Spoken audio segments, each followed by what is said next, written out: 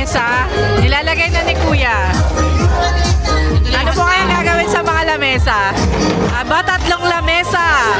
Ayan. Kaya po yung mga nagsusumba. Okay. Dahil may birthday, nakapila na po sila. Ano kaya pagkakapilaan nila? Ano po kaya pagkakapilaan nito mga to? Aba, naglimang pila pa kayo ha?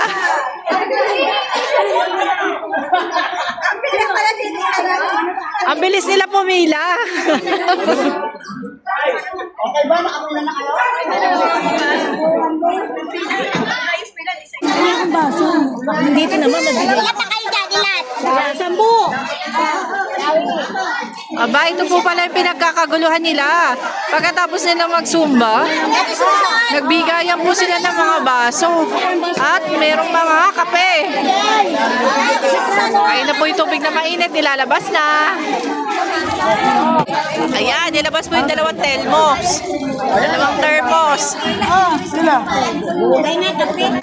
Ayan po, may nilapag ng pandesal. Oh. Aba, tumatawag pa sila. Ayun mga kapuso, ito po ang ating pagdito. Yan po, unang balita dito sa barangay natin. Ayan po, dakot lang kanina. Ayan, makita mo. Ayan, yan. Ano masasabi mo, Tanggol?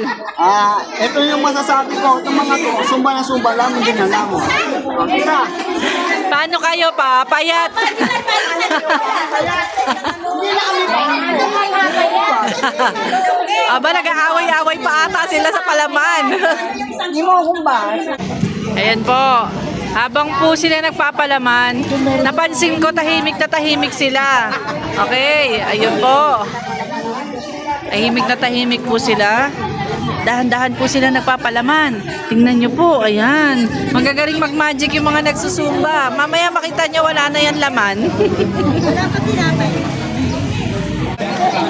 Aba, meron pa po palang pinamimigay na hotdog. Ang galing ng paraan ni Madam para po lahat mabigyan. Very good yan.